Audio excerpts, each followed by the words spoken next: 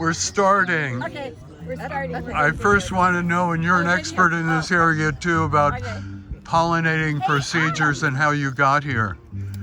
You Episcopalians are always into order, it seems. Pollinating procedures. I don't know about that. My question to you. We do have a language, darling. I'm still learning it. My question to you is, where did you get your wings? I got these actually. Really got them from? I wonder. I want to get a pair to come. I got them from Holly Byer, who raised me as a caterpillar. My mother pollinated her garden and laid 250 some odd eggs. She did, for real. And I was one of those 250. And she cared for me, and she took care of me, and she protected me, and then she released me into my friend Maria Seta's garden. Wow. Yes. That's quite the tale. And so I'm like the several generations down from that original story, and here I am still. Okay. Well, oh my goodness. So and what were you saying about pollinators? In order or what? So I'm younger, you can see, I'm much smaller, and I didn't get to come and meet this beautiful monarch. I'm sort of smaller, and I'm just learning, and I don't really know how to pollinate. Monarchs I go... don't know exactly what you do. I'm going to watch the bees. She's good at it. Yeah, where'd you get your sting? The milkweed over there, we really need that.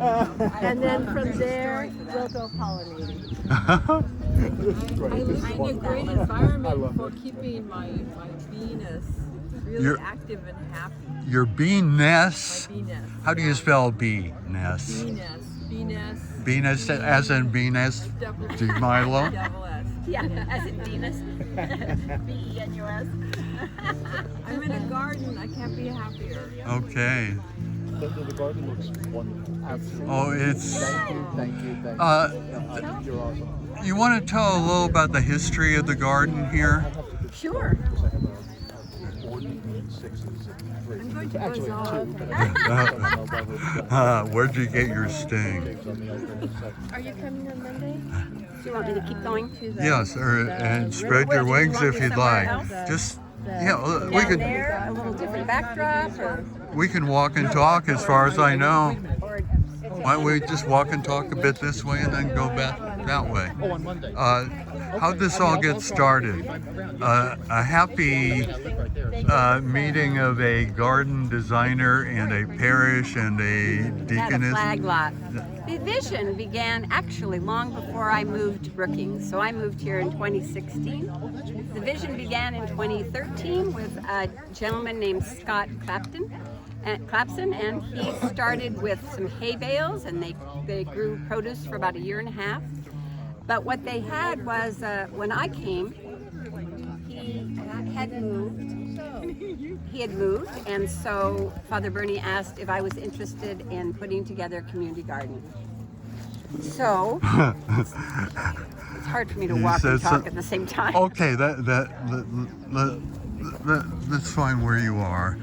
And So, if you need shade or anything like that, we can find it. He shared the flag lot one day with me, and the driveway was full of old pots and garbage, and the greenhouse was full of garbage, and this was a 30-degree weedy slope. So I told him, I said, I have been in the design business, and what I know it needs is hardscape. What we grow later is easy to figure out. Right now it needs hardscape, it needs terracing, and so we were able to raise... How is hardscape So hardscape defined? is the flooring of any space. Okay. All the hardscape, the pathways and gravels and walls and cement. And hopefully fault withstanding. So I was able, with some seed money, to hire an excavator. Okay. And who came in and did all the terracing, and there's pictures on the posters out on the driveway there. You can see all the beginning poster photos, and we just started from there.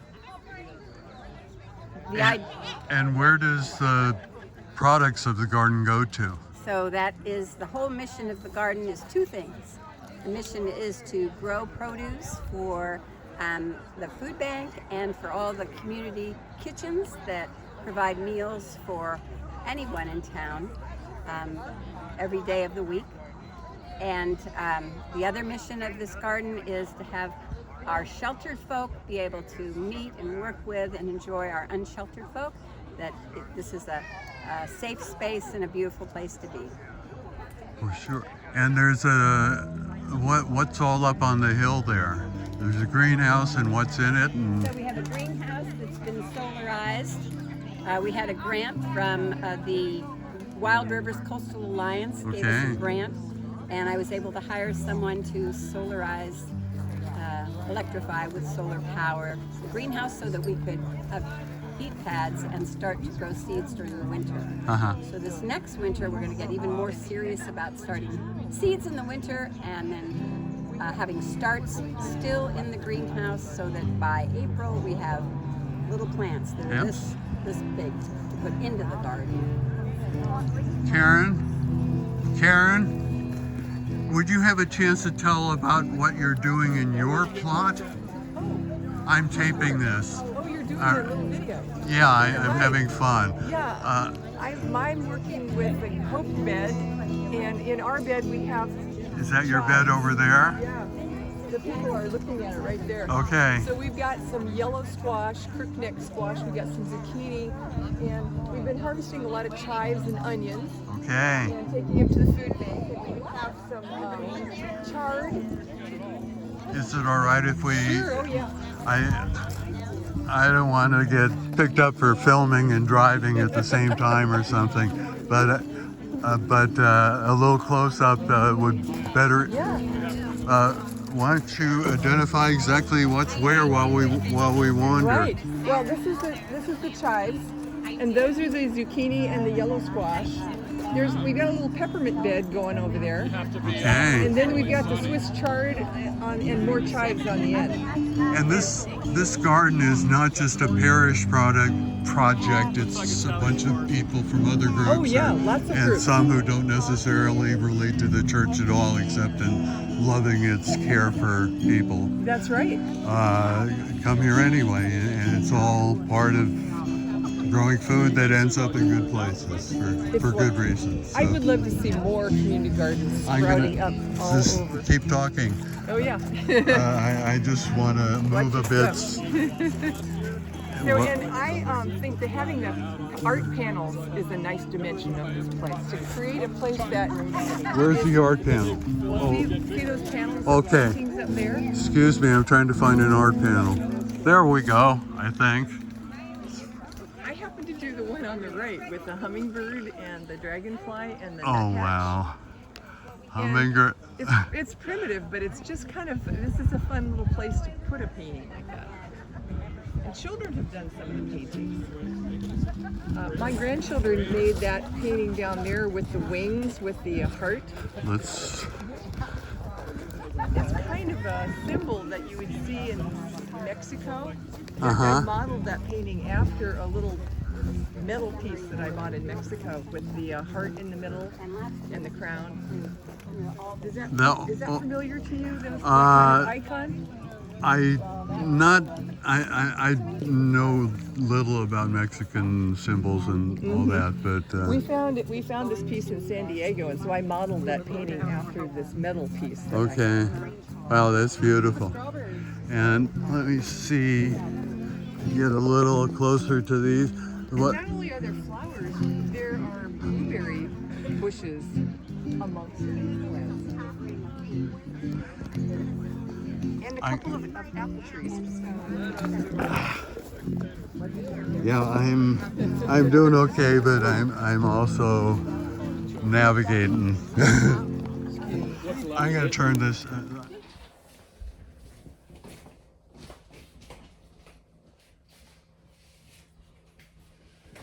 Hello, I am here with Deacon Linda Lee of St. Tim's Church in Brookings. We have done a long interview with the vicar of that congregation, but most people don't know the distinction between a vicar or a rector or a Priest. deacon, a Priest and a deacon. a priest and a deacon. So maybe you could tell a little about what being a deacon means and a little about yourself and how you came to be that. Oh my goodness, that's a lot in that. I can start with what a deacon is. Okay. So in the Episcopal Church, much like the Catholic Church and the Lutherans, there are, not the Lutherans, specifically the Some priesthood, Lutherans. Yeah. but there are a bishop, a priest, and a deacon, and all three of them are ordained orders, separate and different charisms for each. And so a deacon, the charism for the deacon is to take care of the needs of the poor and those on the margin, and specifically to teach the church what the needs are in the world on the margins, and to mentor and encourage the congregation to be out in the world to do ministry. What do you understand by the term charism? Charism? Yeah. Well, it is, let me think here. A charism is a specific gift that pertains to the group or the individual or the ordained individual. To have a charism as an expression of a God-given gift.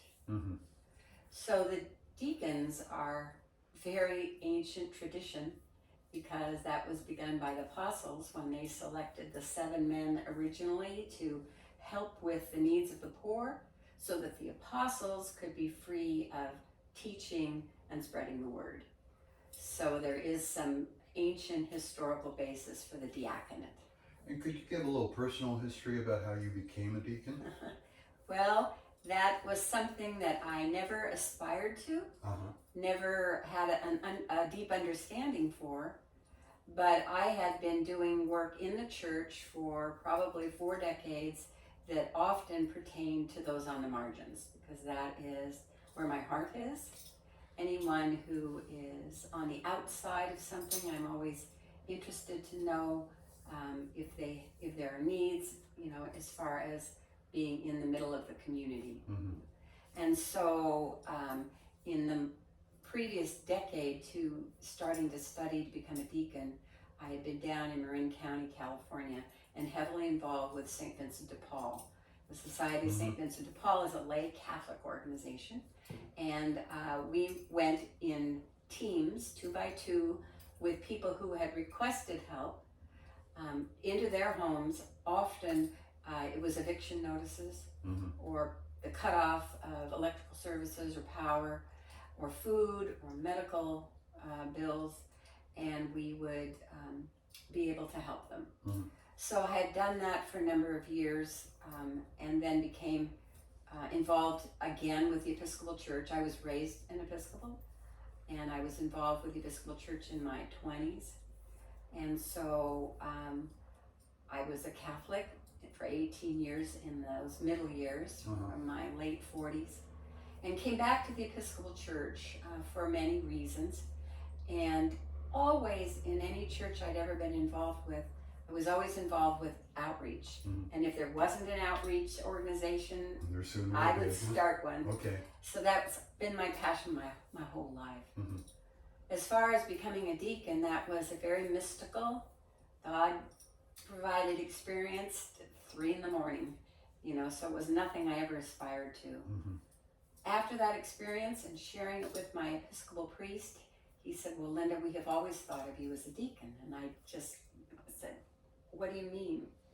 What would that be?" And so there were other people that were starting to come to me and saying, "We've always thought of you as a deacon. You should think about becoming an ordained deacon." And what was involved in becoming one? Well, since that was in my late 60s, and I had already done a graduate degree in my 50s, I couldn't even imagine having to go back to school. And it's a 3-year academic program, but it's a 4-year process. So, doing the numbers and looking at the calendars, that meant I would be in my early 70s before I even finished. And that's not like you say, oh, I want to be a deacon, so I fill out an application and go to a university. It's a formation process and a discernment process. And your church and your diocese, with the bishop at the head, have to discern that in fact God has called you to become a deacon. Let's look at these two words, formation and discernment. What do you mean when you say that? So discernment begins where first it's personal discernment. You may have had an experience that was mystical, or you may have just had a growing deep desire to be in ministry. But one has to give a lot of thought to that and what that would mean. Then you share that with your church community. They form a committee around you, and then they do a good 6-7 months of discernment with you, helping you sort out your own ego, and your own desires from what it means to be ordained and committed to the church. Now, was this process in Brookings or before that in Portland? It began in Sausalito, in my church in Sausalito, and where they first said those words to me after me explaining the spiritual experience I had had. They felt that that meant this. So then they started an informal committee. The group happened to be my prayer group that I met with once a week, through the years. And then I said, yes, but I'm moving. And they said, well, we'll still be involved with this process. You'll have to tell your priest when you get there. Keep going, yeah. So I got settled in Brookings. I already had learned that Father Bernie really has a heart of a deacon and was very involved with his community on the margins and helping people try to make a transition into a better and a safer life. So I knew that the church was already involved with that, which was, a very helpful thing. But I took a couple of months before I shared any of this with Father Bernie. But then when I finally decided to share it with him, I also had my priest in Sausalito ready to be on the phone to talk with Father Bernie about it. Okay.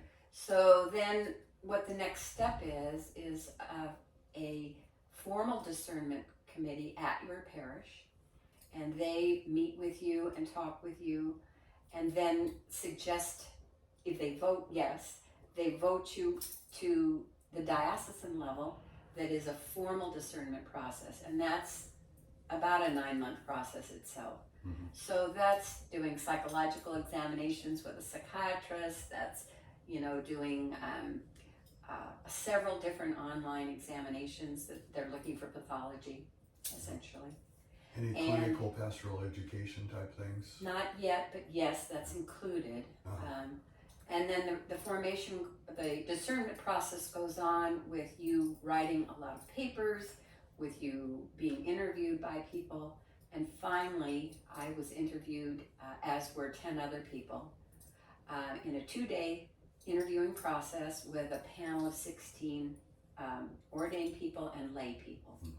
So that takes place, and then they advise the bishop. The bishop certainly prays about it and makes a decision whether to call you forward to become a postulant, where you begin a 3-year academic program. And the academic program also includes 2 different field ed experiences. So while you're still in your academic program, you're in a field ed for a year with another parish, not the parish you come from, and you're in a field ed with a nonprofit agency. Now, how does this translate to being a deacon at this particular parish in Brookings with all its controversy? Oh, well, that's just fine with me. I'm ready to do whatever it takes, to make what we need to have happen for our people. What type of things are happening there? Well, St. Timothy's for several decades has been involved with community meals, providing the community hot meals. We typically did that prior to the pandemic with 4 other parishes, and so that was called the Community Kitchen, and St. Timothy's certainly did their 1 day a week. They also filled in, since there's 5 churches, there's 5 meals, and so we sort of filled in on the other 2 days. Then when the pandemic came, a number of those churches had to pull back, and so St. Timothy's continued those days. And so the feeding ministries are super important. The other thing St. Timothy's does during its open office hours is allow people to come in and use our 2 showers and get clean clothing, be able to have a cup of coffee and make some microwave, oatmeal. We allow our address to be used because if you're not housed, typically you have no way of getting mail. Mhm. And in order to rent a mailbox, you'd have to have enough money to do that ongoing. So that's a very critical thing when people can't get the mail they need.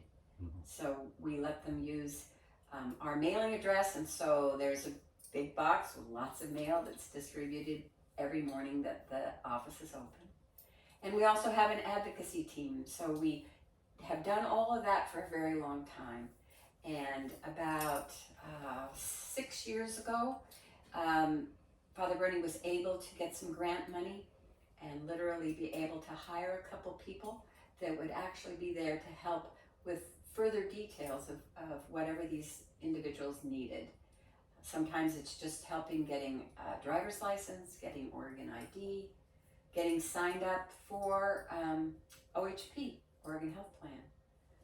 So we've tried in many ways to be supportive and help people gain some level of stability because they are struggling with the most basic of needs.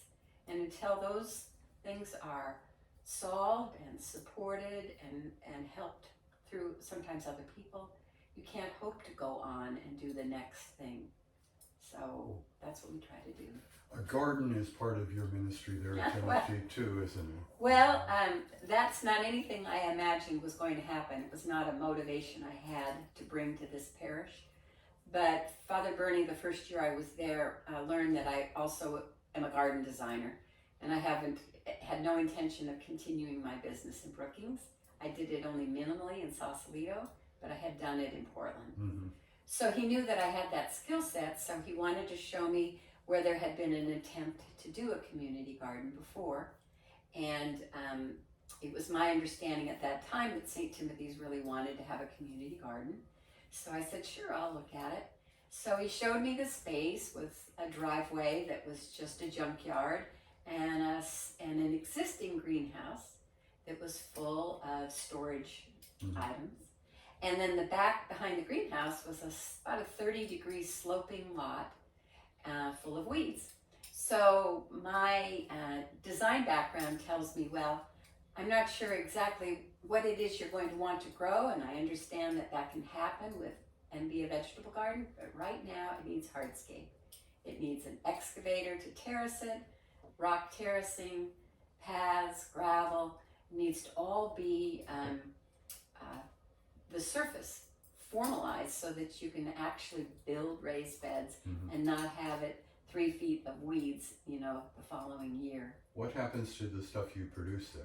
So the goal, of course, for the garden was going to be to grow food for the food bank and to grow food for, organic produce for the community kitchens, the 5 churches, certainly St. Timothy's for all the meals that we provide produce. Mm-hmm. And then that's a primary goal of the garden. But for myself, I also wanted us to be creating an environment that would be lovely and welcoming so that our unsheltered community could come and work together with those who are sheltered. Because there's always the breach there. There's always this situation where a lot of people are comfortable with those relationships and a lot of other people are wary. So I felt if we could come together and work on a project that was lovely, growing food, it would be a great opening to better relationships. An observation I've had about St. Tim's is sometimes people sheltered or well sheltered relate to it without necessarily being members, but they want to be part of the feeding or the gardening. Yes. And it's a wonderful place for people who are struggling to meet people who... Absolutely. I am so proud of our church campus, if you will. that church on the corner there that welcomes everyone, that allows people to come and have a place to be, you know, and to meet up with their friends and feel that no one's going to chase them off. Often can get a meal, sometimes just sit on the chairs at the picnic tables, you know, be at our space and enjoy each other and enjoy the environment. A safe environment, you know? My own perception is during the really bad days of COVID, much of Brookings basically shut down, including basic health facilities, and that St. Timothy's was in many ways the only place to go to get things like COVID shots, where I got my own. Well, that's right. You know, quite a long while back, before we had the Oregon Health Plan, there was a clinic developed, and I'm sure Father Bernie talked a lot about that. It was a wonderful thing to do. So we already had the basis of giving flu shots. Once there was OHP, there was not the need for a free clinic, but we were already in the swing of getting our order every year to do flu shots for our congregation and anyone else that wanted or needed them.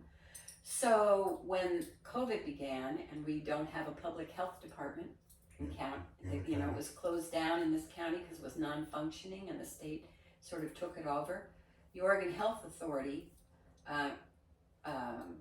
came to Father Bernie and said, you have a bit of a background with this. Is this something we can pull together and have you and St. Timothy's, you know, involved with a COVID vaccination clinic and testing? And part of what was happening at the same time is an organization named Brookings Core basically was incubated at St. Tim's, wasn't it? Tell us a little about that. So when Diana Cooper came to St. Timothy's, she had already come over from the Valley. She was a community health worker. She had a college degree and her community health worker certification. They are certified to work with OHP's insurance group, probably not exactly the right term, on the ground in each region. So in Curry County and in our area is Advanced Health and All Care. And they work to distribute the resources that come out of the Oregon Health Plan. So they also have what they call community health workers that can be those people that are trained and understand all those needs. So Diana Cooper was that, and her desire when she moved back to Brookings was to be able to develop a nonprofit that would be fully functioning to help with all kinds of needs and have their own office space and where people can come and talk to anybody and start to work through the things that will get them a more stable life. And they have that in the neighboring community of Harbor now. Right, so we were already doing those kinds of things, but Diana was just a wonderful game changer. She was articulate and smart and educated to the needs, and she had an understanding from her own life of the value of being companioned and helped when one is struggling. So she came to work with us. She then got other helpers, and in time it looked like she was ready. She was working to get grant money, and she was able to move out on her own. So yes, it was incubated, but at the very same time, she helped us a great deal with her knowledge. Are there any final comments you might make about why St. Tim's has become such a center of controversy? Well, there are a number of things that brought it more to a head. However, I would imagine to say that half the community has definitely appreciated St. Timothy's, anything that we do to help anyone. They've always understood that. They saw it from the community meals. On the other hand, there's another portion of this community that are not a bit happy to have unsheltered people in their town. And so the concept there is, well, surely if we just get the people that help them to stop helping them, they'll have to move on, they'll have to go away. So there's always been that challenge against St. Timothy's, but it certainly got more so with COVID, because everything kind of got magnified with COVID. Yes. So we started doing a lot more meals because the other churches couldn't. The needs were greater.